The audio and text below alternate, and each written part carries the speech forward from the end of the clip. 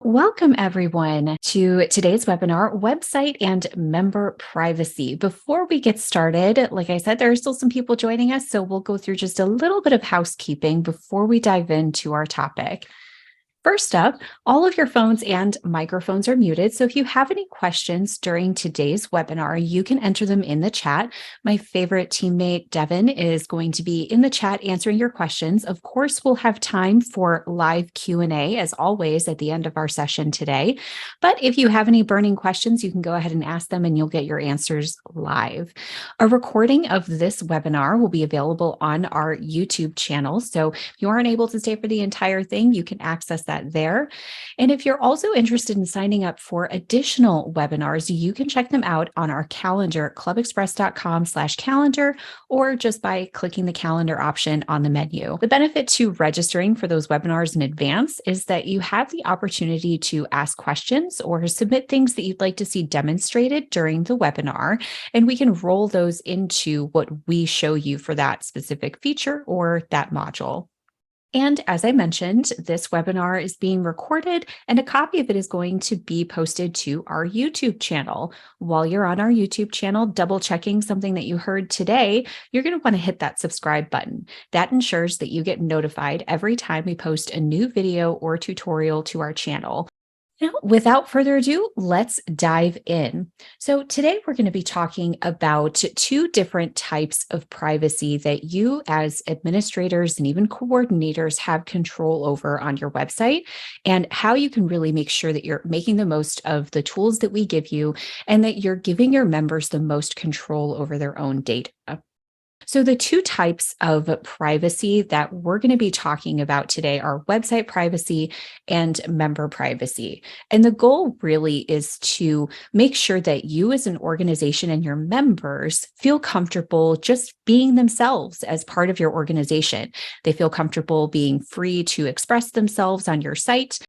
So when we talk about website privacy, some of the questions that I've posed here are going to be questions that you want to think about as we talk about some of the different ways that you can protect your data and your members' data throughout today. So as far as website privacy, things that you should think about would be who has access to the private areas of your website?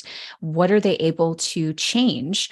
This isn't just talking about public versus member access. It could also be referring to administrative access, like who can make changes to your website? Where can they make changes? Are they able to make changes everywhere or just in the areas where they're experts in? And as a member of the general public, how much can I see about your members, about your organization, about your work before I'm asked to log in? And then when we talk about member privacy, how much control do your members have over their own data? When you're creating questions that are additional member data questions, or you're configuring the information that you're collecting from your members, how much of that is optional and how much of that is required of them? And where is that data showing up on your site? What are you doing with your member data and how are you storing it? So thinking about outside of your ClubExpress database, are you sharing reports? Are you saving and printing reports? And what are you doing to manage that data? And what are we doing at ClubExpress with your member data? So we're going to dive in and talk about all of those things and sort of keep those questions in mind and ask yourself these things as we're going through today. Because one of the things that you should kind of be thinking about is setting up a policy for yourselves and your own organization. Let's start talking about website privacy, and we're going to pop back and forth between our outline and our demo sites today. So the first thing that we want to talk about, which is one of the easiest things, it's something that we talk about all the time, which is making sure that you know who has back-end access to your site. And so for that, I'm going to switch gears here. So I am currently visiting the Northwest Balloon Club. I'm signed in as Martin Smith, who is a full website administrator. Now, something that I want to say just right off the bat is if you aren't really sure about the differences between administrators and coordinators and what that might mean, we highly recommend that you take a look at our webinar or tutorial, Understanding Security Roles.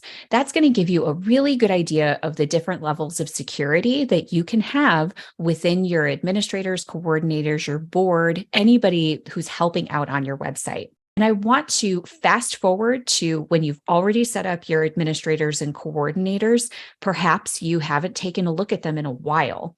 One of the main things that you should be doing on a regular basis is double checking your website security reports.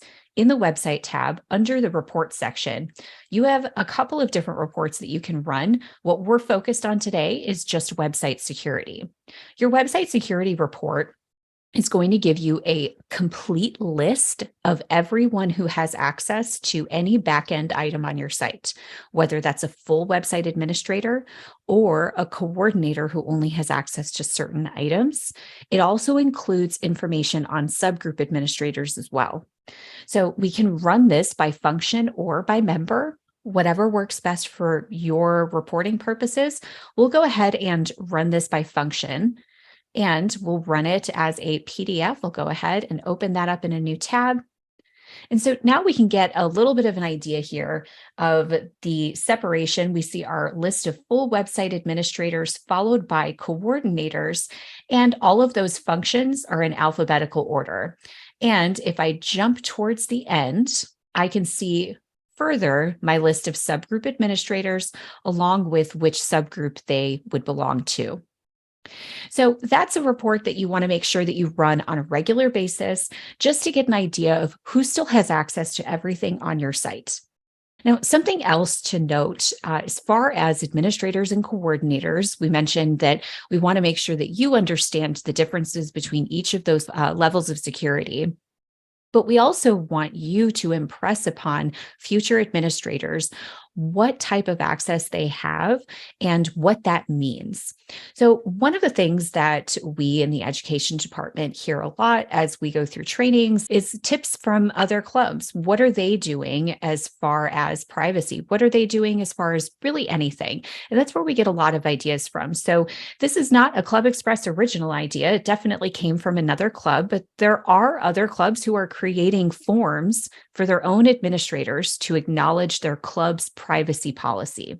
So if you're an organization who's considering really boosting your privacy policy and really taking that seriously, we recommend popping into ad hoc forms, creating a form, just a quick little acknowledgement, maybe just outlining the fact that administrators have access to sensitive data and making sure that they use that data mindfully, they don't share that data outside of themselves. You know, a full administrator potentially has access to a lot of contact data for your members. They'll have access to financial data. They'll have access to a lot of things. So you want to make sure that they understand that, acknowledge that, and perhaps having them accept and acknowledge your own individual privacy policy would be beneficial to you. Now, one other thing to keep in mind is administrators also have access to the control panel. So they're able to make a lot more changes than you would think. We want to sort of pause and move from talking about administrators and coordinators and talk about the website as a whole. Now, your website is as public as you want it to be.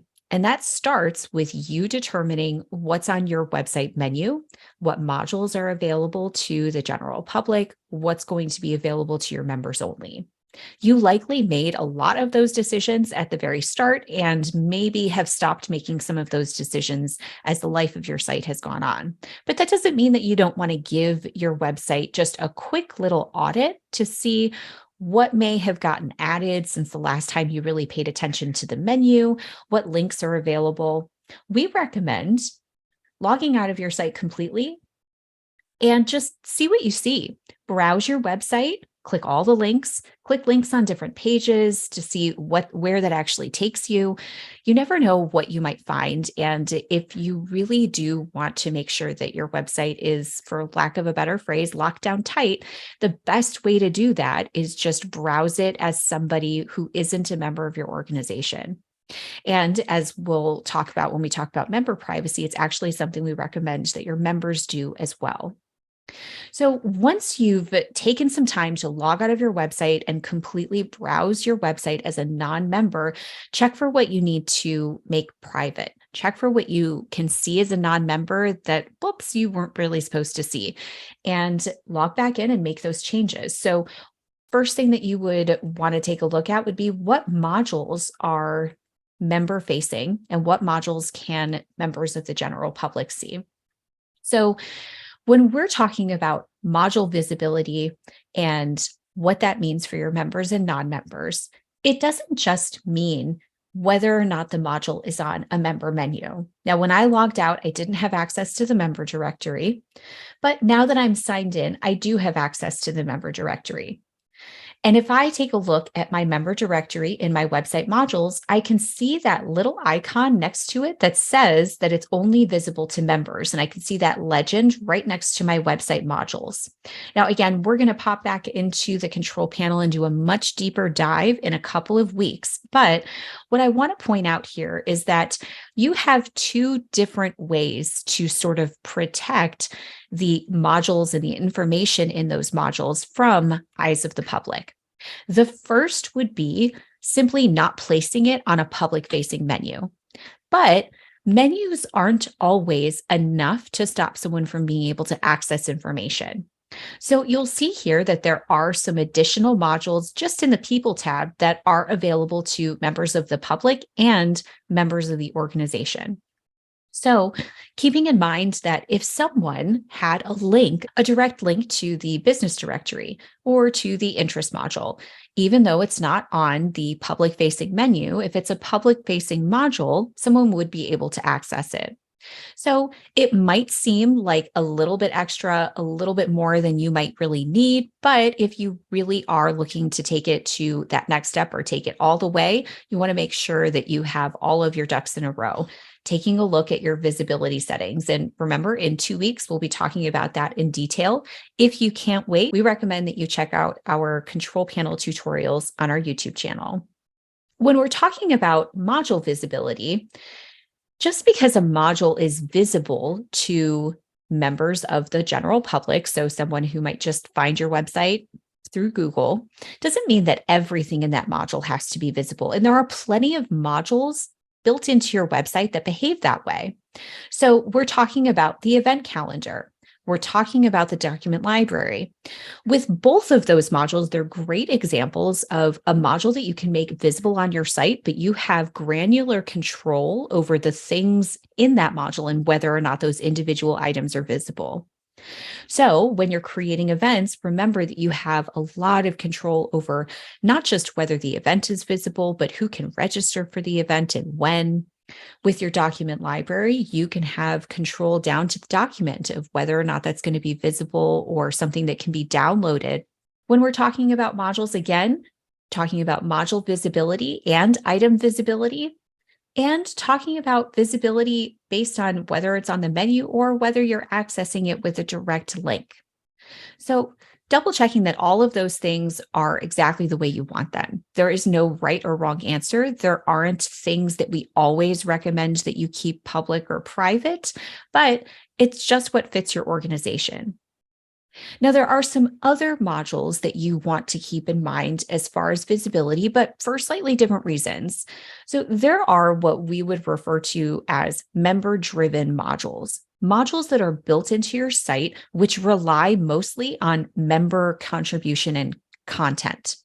So, for those, we're talking about things like blogs, forums, and member photo albums. So let's talk about member photo albums. In our website tab, we've all seen the photo albums module.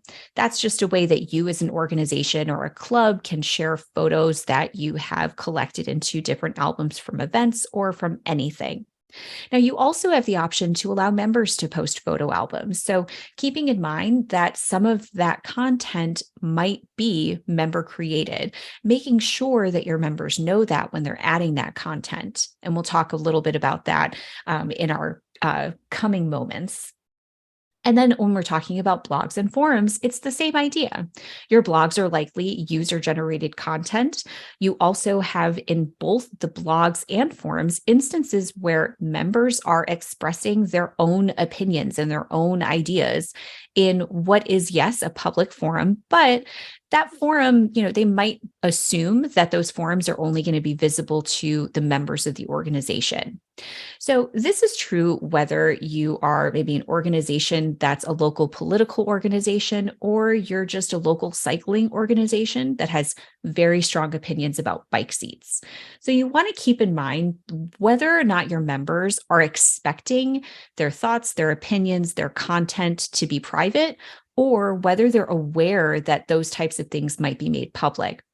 Now, to address just a couple of high points about blogs, you do have the option to limit blog comments to members only. So I'll quickly pop into blog options, and you can see that here we are not allowing non-member comments on blogs, but you do have the option to. So double check whether or not that fits with what your privacy policy is going to be as an organization. Now, with discussion forums, we do not allow non-members to post to discussion forums. It is not an option that you have. It's not an option non-members would have. But you do have the option to make your forums visible to the public. So keep in mind, again, whether or not your members are aware of that, the type of content that's being posted on those forums, etc. I'm going to just recap some of the things that we have talked about. So we've talked about website privacy and our backend access. We talked about our report that we want you to run on a regular basis to double check who exactly has access to the backend of your site, and potentially using an ad hoc form for administrators to acknowledge your own club's privacy policy, what data they would have access to, what they're allowed to do with it, what they shouldn't do with it. And then we talked a lot about your front end access. Log out of your website and see what you see. Check visibility for those modules in the control panel because your menu visibility is not always enough. And then we made some distinctions between module visibility and item visibility, and then talked about those member-driven modules. Now, next up, we want to talk about member privacy, and we're going to shift gears a little bit. So the first thing that we'll talk about would be your modules that are showing member info and some other things that I want administrators to be aware of. So we'll pop right back into our Northwest Balloon Club. And when we're looking at some of the items that you would see that would normally have member content in them, of course, your first thing that you're going to think of is your member directory. So let's talk about some of the ways that members are going to have sort of front-facing data.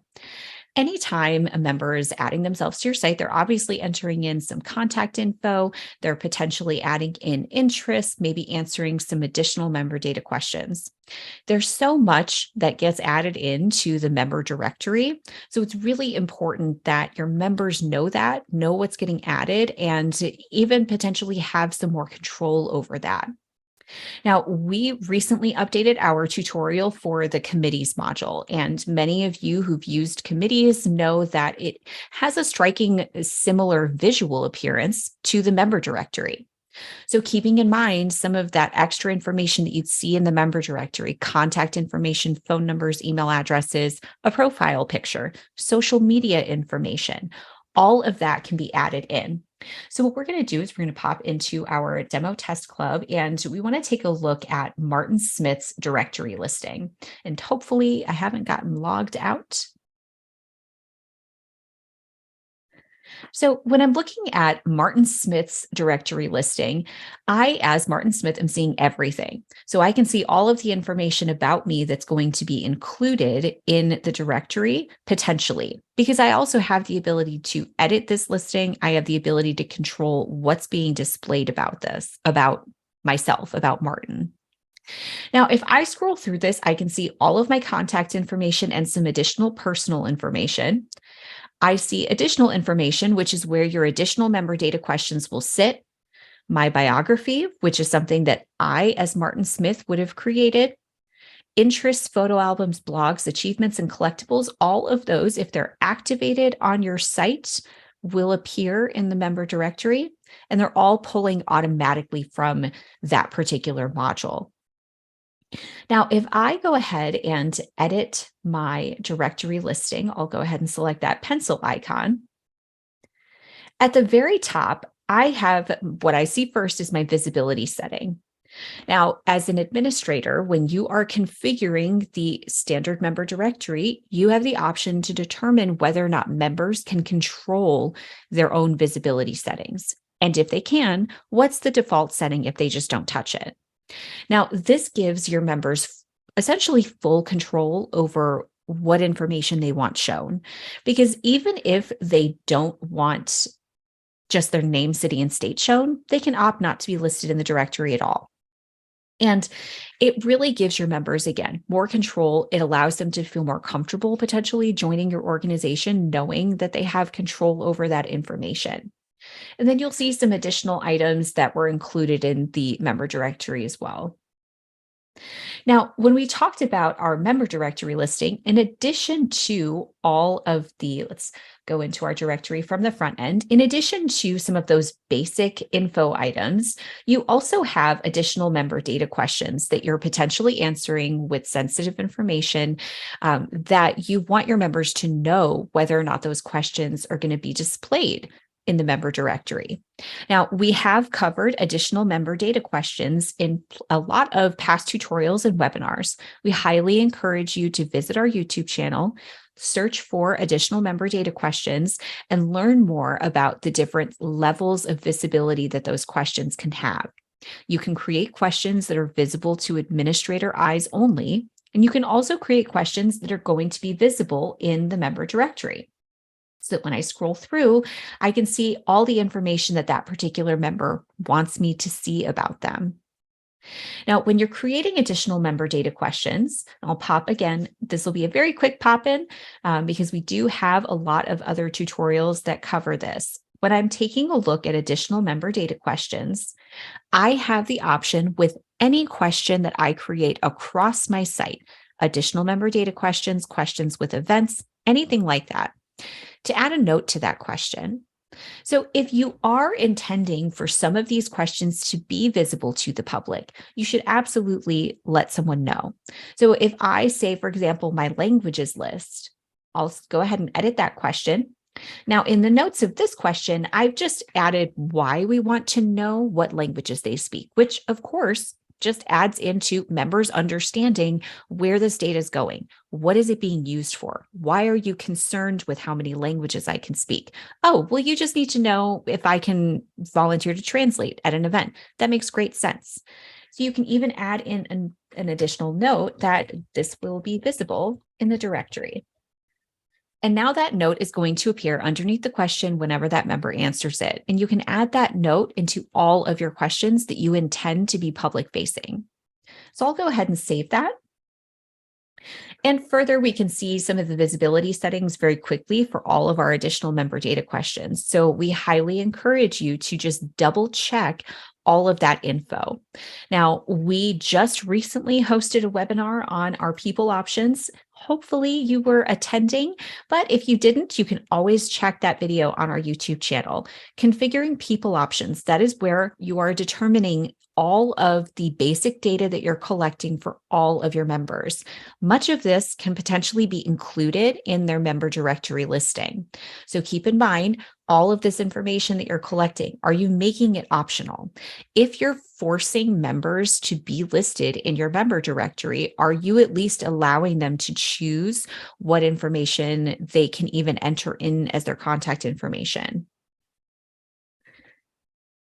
Now, apart from just member entered information, we also want you to be aware of other ways that you as an administrator could potentially protect member information. Now, I'm going to pop into my control panel and we'll talk a little bit about some extra modules. And again, these are going to be those modules that are built in.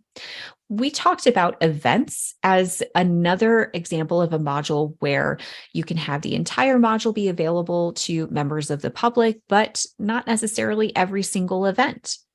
Something to also keep in mind is when you're creating events, one of the options that you have is to allow all of your members or registrants to view a list of everyone who has registered for the event.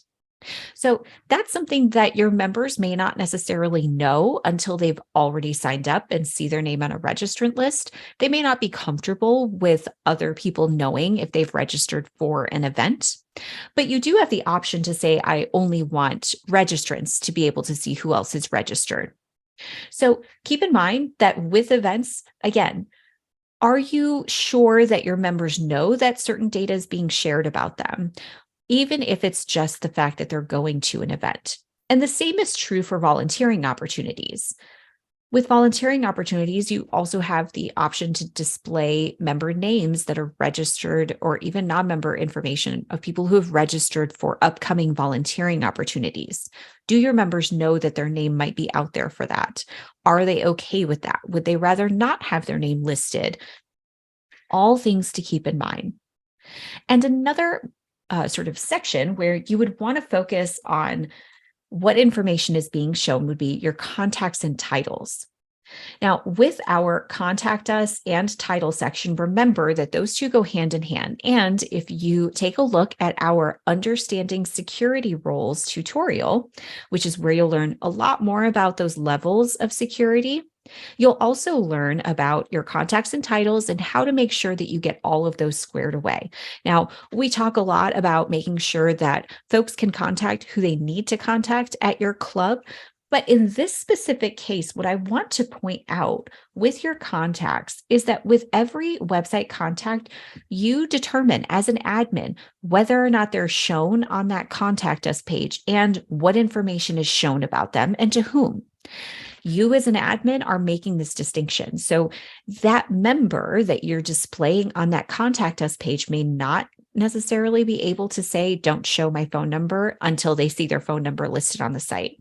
Double checking that this is okay with that member and which email are you using.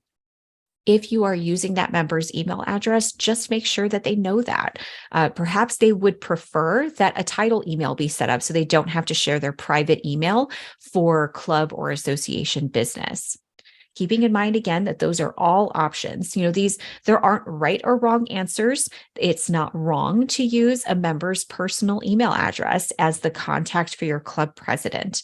These are just things to think about if you're thinking of making a few extra steps towards just tightening up your website security. So let's go ahead and do a quick refresh one more time. We're talking about member privacy, modules showing member info, committees. Take a look at our brand new tutorial that we just released on committees. It includes a few updated items that we've released over the last year or so. And it'll also sort of highlight what information is going to be shown about committee members. It'll highlight the ability that other people have to contact committee members. So you want to make sure, again, that you have all of those security items in place. Your member directory.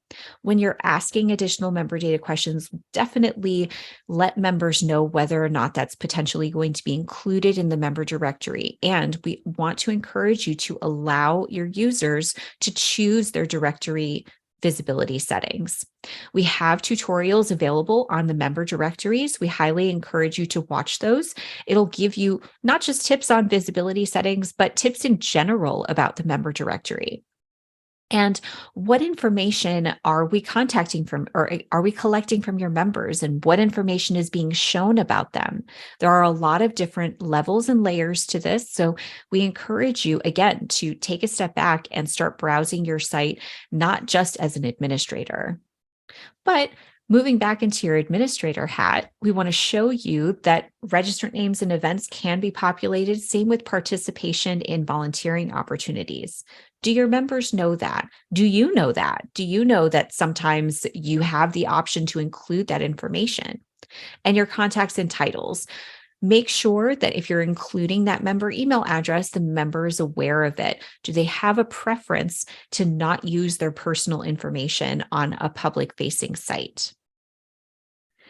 Now, one of the last items that we'll talk about, we'll get to tips in just a moment, but we want to take another pivot and talk about the agreements and policies that we have on the site and that you can place on your own site. So The first policy that we'll talk about would be the ClubExpress privacy policy that everyone agrees to, your privacy policy, and your subscription agreement. So I'll go ahead and switch gears just one last time here, or this will be maybe the second to last time. So we're back on our demo site, logged in as Martin Smith. And I am going to not even peruse my own site. I'm just going to click our privacy policy at the very bottom of your footer. So at the bottom of every website footer, you have your full ClubExpress privacy policy. This is a policy that everyone would agree to. It includes information on what data we're collecting, why we're collecting it. We also have some additional privacy information across the site. It includes why we collect certain data. So we follow the strictest privacy regulations. That is because we potentially have customers and club members from across the world. So we just go with the strictest that we can because we never know who we're dealing with. What data are we collecting and why? So we collect, of course, the member data that you collect because we are providing you with association management services. That's our basic answer, and it really makes the most sense. We don't collect anything more than we need to. We don't store anything for reasons that we don't need to. And if you read through our subscription agreement and also our privacy policy, we also outline why or what data we would collect if you're using the ClubExpress mobile app. And more importantly, I was very happy to see the data that we don't collect, things we don't access because we don't need them. So while you probably never read subscription agreements or privacy policies, we read through it. It was not that long. It wasn't that bad. So if you're interested in just perusing the types of things that we collect and why we collect them, it's a great place to kind of get an idea of what you should be thinking about for your own organization's privacy policy. What types of data are you collecting and why? Where is that going? And when you're thinking about that, you can meander back to the People tab. And the first thing that we want you to kind of think about would be your privacy options, which you may not have touched since you first signed up with ClubExpress. It's okay. You can go right back in there and they'll be just the way you left them. So at the very top, we'll skip this for a second and we're going to pop down to our data protection officer very quickly. With our data protection officer, this is the person that you are saying has essentially control over whether or not members are being removed from your database completely. So this comes into play when you have a member who requests to remove themselves from your database. And what I'm going to do is I'm going to almost do that as Martin Smith. I'm going to pop into Martin Smith's profile here, scroll down to Privacy Cancel and Remove, which is in More Member Options. Now, let's say Martin was just very done with the Northwest Balloon Club. He can decide to either cancel his membership or remove himself entirely from your database. If he decides that he wants to remove himself entirely, your data protection officer would get a notification saying Martin wishes to be removed from your database completely. Your data protection officer has the opportunity to then make that determination. Do you have something in place, a policy in place that says that members have to wait a 6-month period after canceling their membership before they're able to be removed from your database? There are a lot of different reasons why you may not want a member's data to be removed from your database. There could be tax reasons, really anything. Making sure that you have that in place before you really get going is going to make sure that you don't, have a lot of gray area. You're not making a lot of mistakes. So we'll pop back into our privacy options. And again, that's why you're selecting your data protection officer. So your data protection officer is just one person, much like membership directors or treasurers. The site's just going to recognize one specific person as your data protection officer.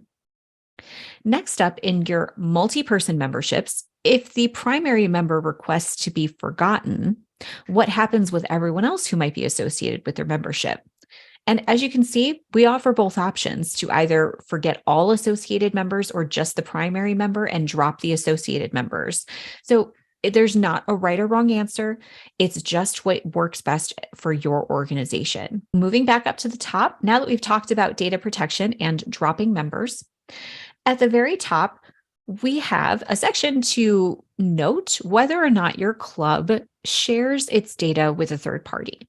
This could be any type of third party. It could be local shops that you want to provide your mailing list to because they sell products your members might be interested in. It could be local community organizations.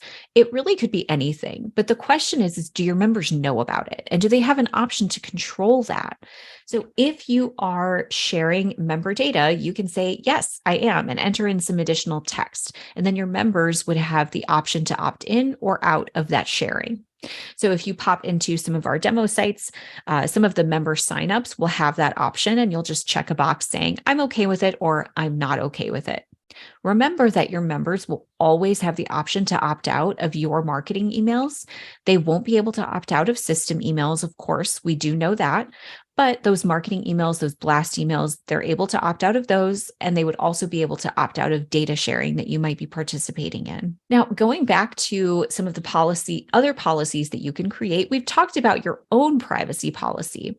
Now, that's your privacy policy to your members. Remember that we talked about a privacy policy you might consider creating between your organization and its administrators, how they're handling data, how they're accessing data, and what they're using it for. Now, the last type of agreement or policy that you can pay attention to and create and maybe boost based on what we've talked about today would be your subscription or your joining agreement, excuse me. So in the club tab, which remember might be labeled differently depending on the type of organization that you're in, you have your joining agreement in the setup section. So when I select that, it's just going to open up my standard formatted text editor. That's where I'm able to enter in everything that ClubExpress didn't cover.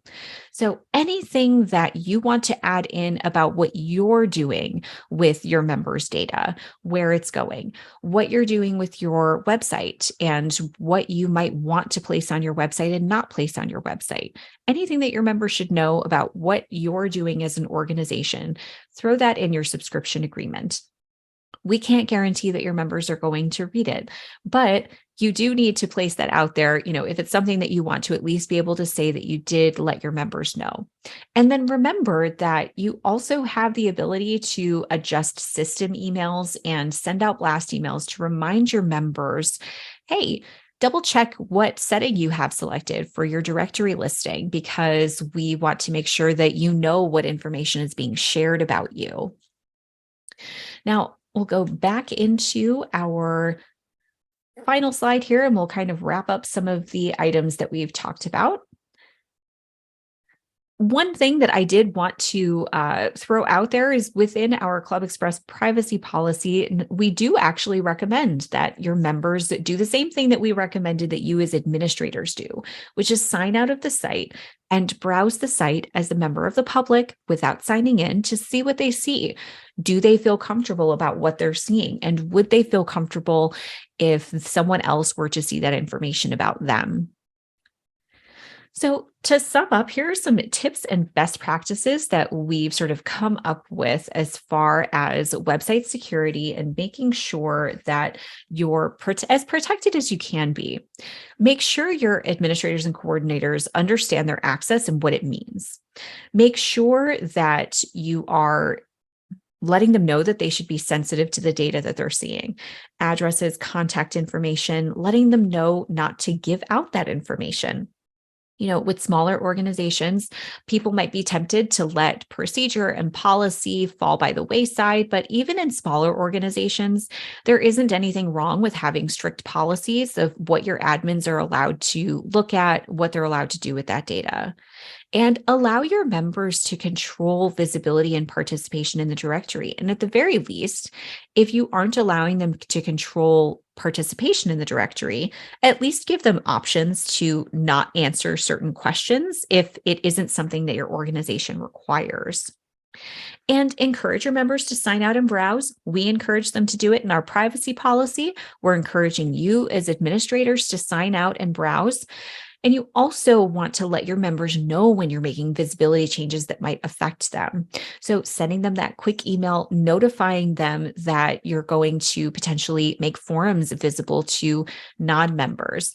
Even though they won't be able to participate, those might be opinions that your members assumed would always be for members' eyes only. And last, your additional member data questions, making sure that those questions that are going to be visible in the directory are optional. Add notes to state which questions are going to be visible and to whom. There are a lot of different ways that you can make sure that your members, again, feel comfortable being themselves on your site, feel comfortable expressing their opinions and interacting with other members. So we want to make sure that you know all of the little nooks and crannies that you can find to, really boost that privacy. And I've seen the ticker go up quite a bit, Devin. Are there any questions that you'd like to share with the class? Yeah, there's a handful. We had a few questions about the difference between when it comes to administrative access. Could you quickly go over the difference between a full administrator, a coordinator, and a subgroup administrator? I think there was some question about like what separates a coordinator and a subgroup administrator. Great question. So, an administrator has access to every single item on the back end of your site. A coordinator is someone who is assigned certain rights by an administrator. They would only have access to specific features. So, a great example of someone who might be a coordinator would be your club treasurer. They likely do not need access to be able to control your homepage or take a look at any other modules. They only need access to financial features. So, you'd only give them access to those. Now, a subgroup administrator would be someone who has administrative access for the entire subgroup. So they would have access to the entire control panel and all of its features, but only the data for their subgroup. So they would be able to see in the people manager everyone in their subgroup, or they'd be able to email everyone in their subgroup, etc. So one level down, a subgroup coordinator would be somebody who has access to a specific item, but just for that subgroup.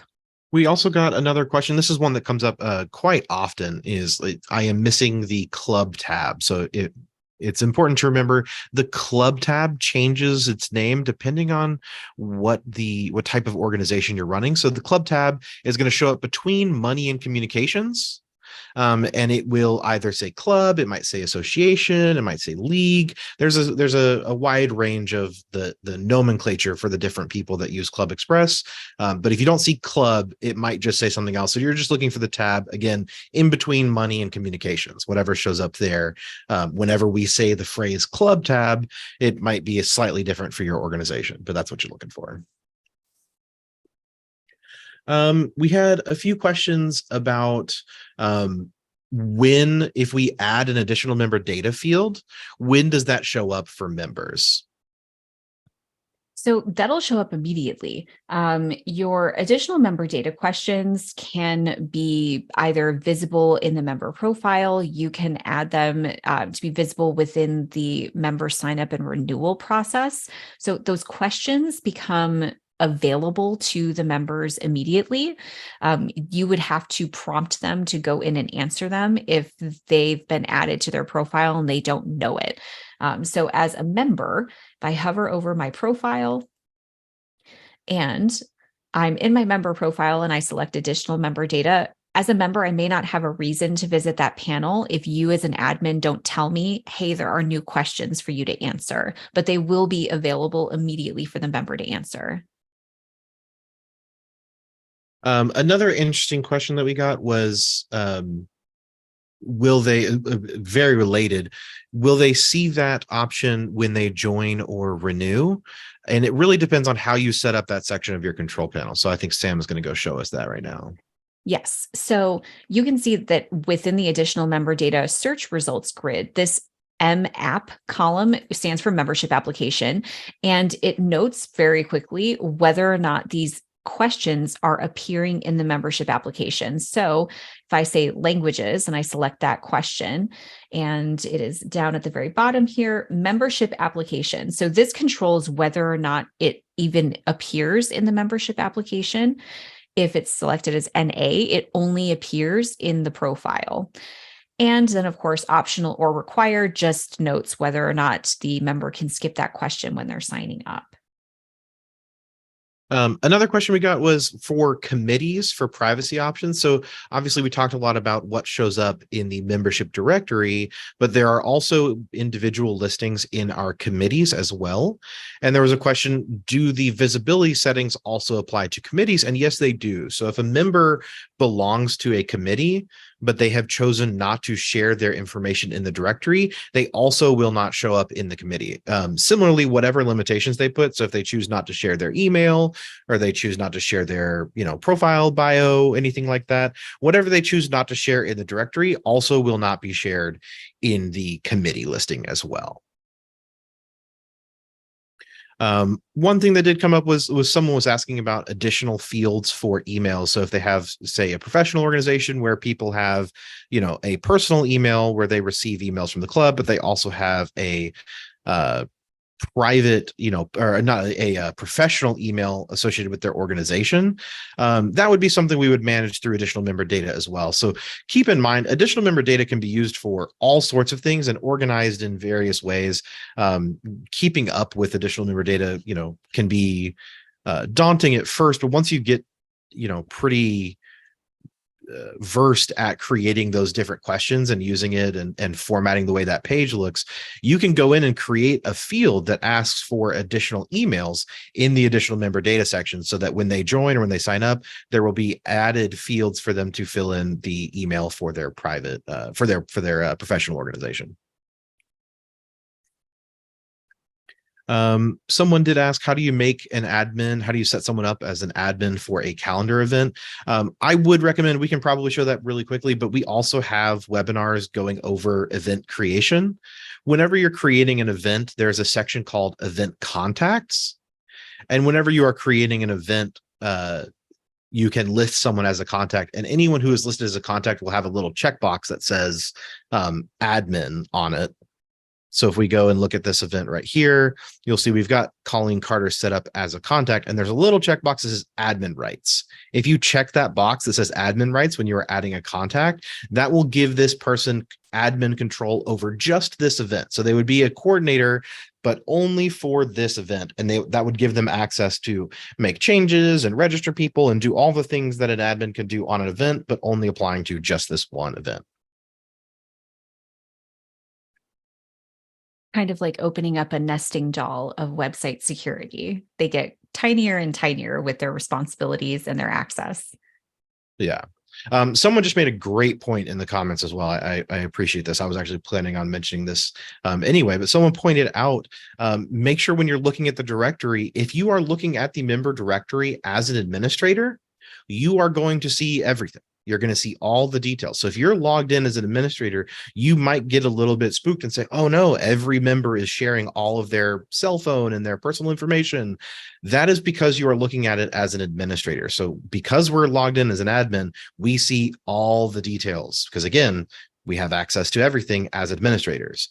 If we log in, if we either decide to log out entirely, or if we log in with a test account, something that I do quite often on a lot of the test websites or websites I work on for clients, I will set up a non-administrative account. So an account that I just use for testing purposes, with no administrative privileges whatsoever. And I'll go log in as my little test user and take a look at the profile and double check, to see, that all of the visibility settings are working the way I want them to.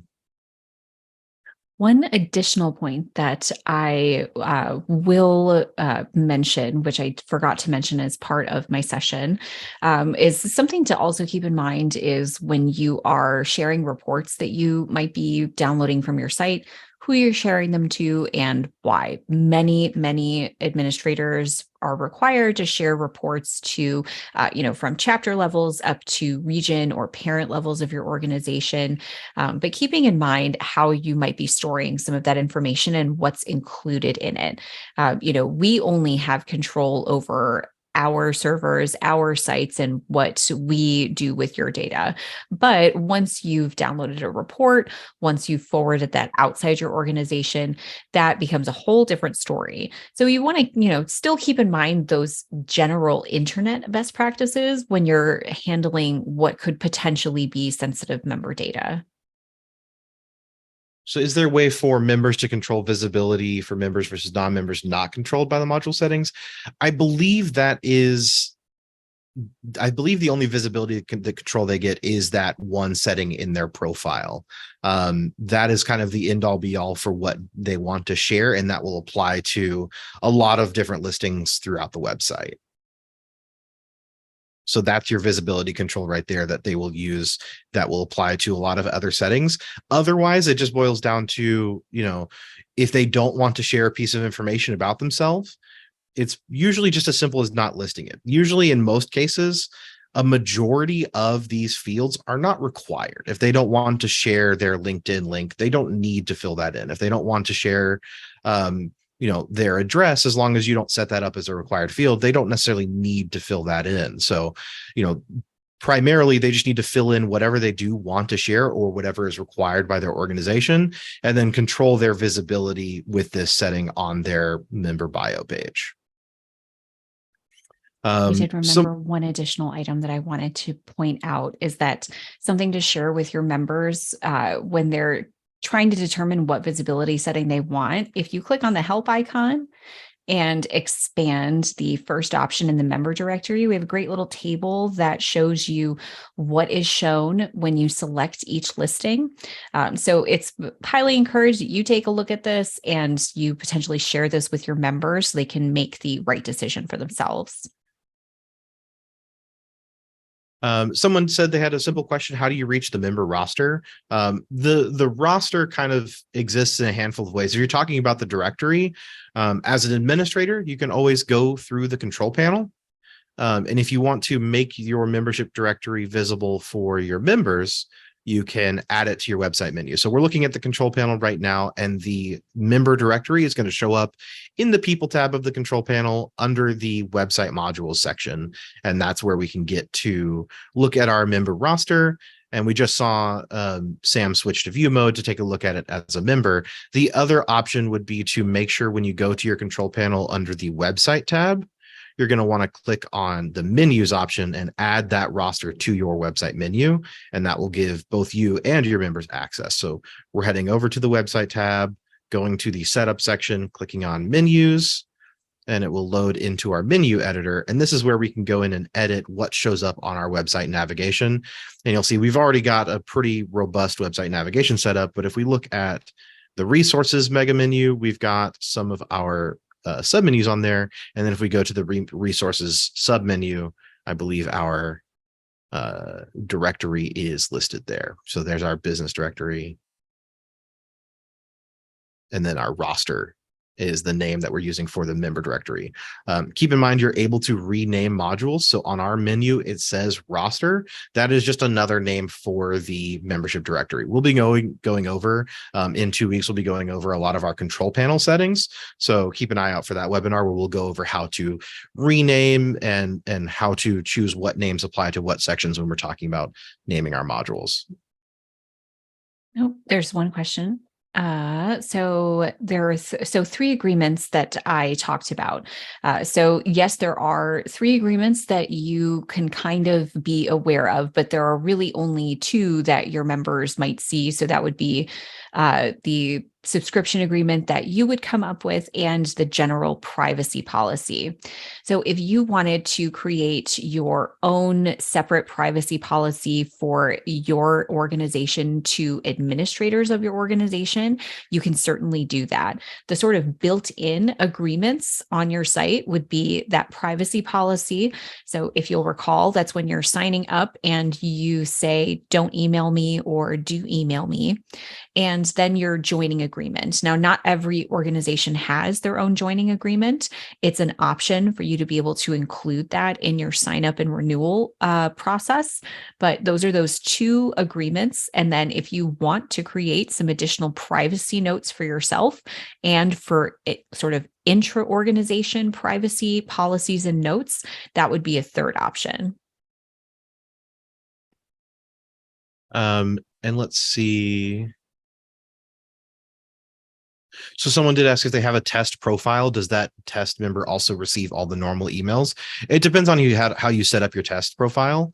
Oftentimes when I'm setting up a test profile, I'll choose the option to not receive emails just because I don't want extra emails hitting my inbox. But if you do want to get the emails associated with being a member, just so you can see what being a member is like instead of always being an administrator, I definitely have a lot of organizations where whoever their president or their primary person that maybe their webmaster will set up a test account, and they'll let that test account get all the emails as normal. So as long as you don't choose that privacy option to reject emails, as long as you leave that selected so that you still receive emails, if you put an email address in that account, then that account will receive all of those emails at that address. So if the account is about to expire, it would receive renewal emails.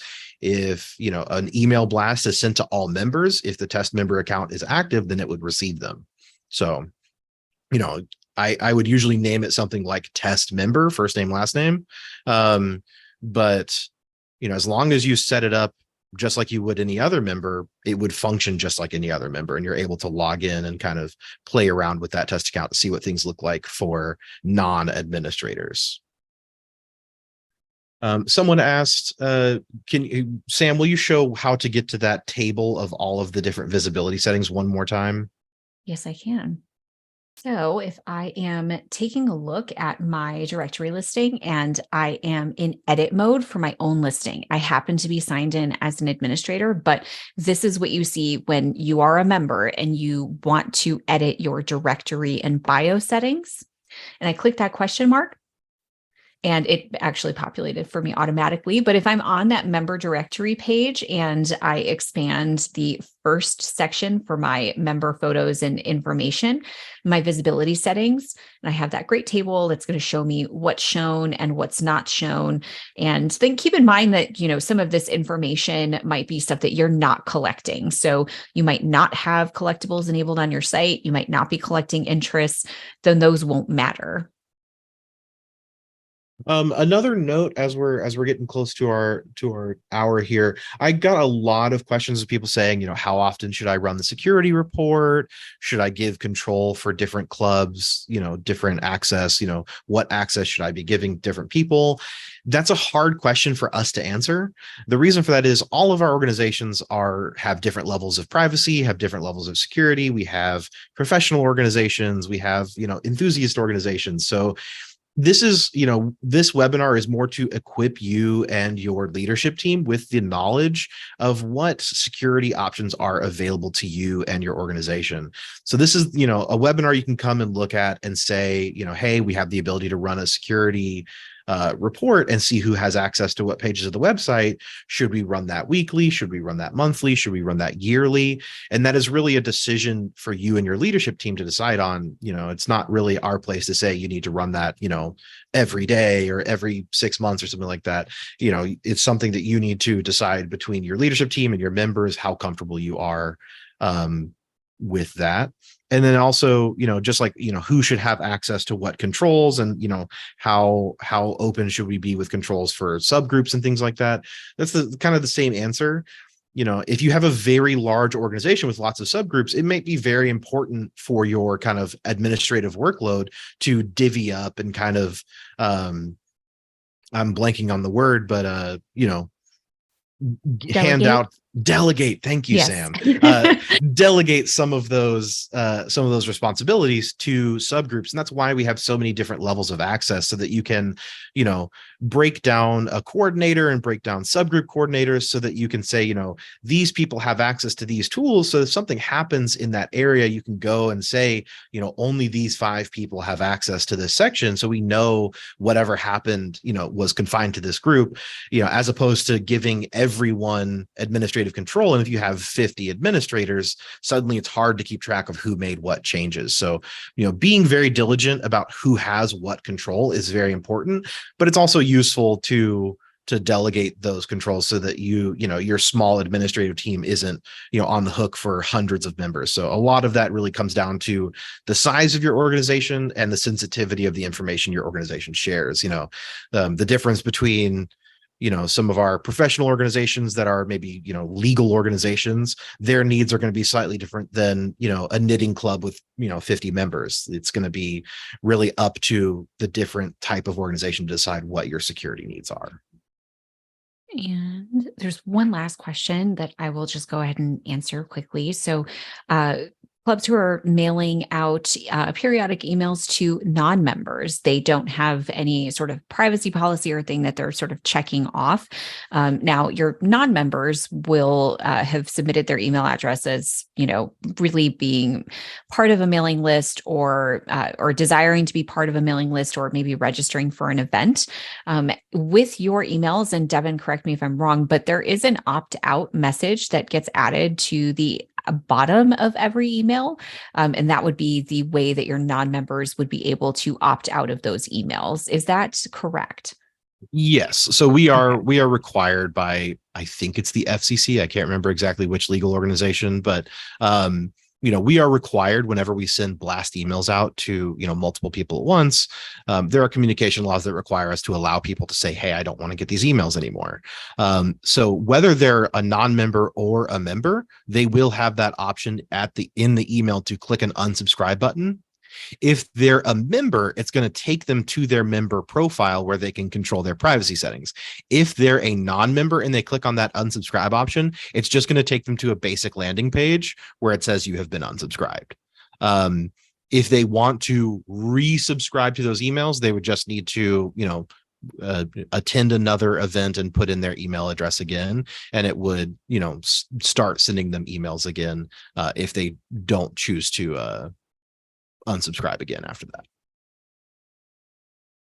that. There is one exception to that. I will add transaction-based emails. So even if you opt out and a member gets an email, they may, you may eventually get someone who said, hey, I said I didn't want any emails. If they buy something, if they process some sort of payment through the website, we will always send receipts. We are, no matter what the communication settings are, we are allowed to always send emails, even if they're rejecting, as long as it's pertaining to a payment that they've made on the website. So if they process any kind of payment on the website, they'll still get a receipt email, even if they're opting out.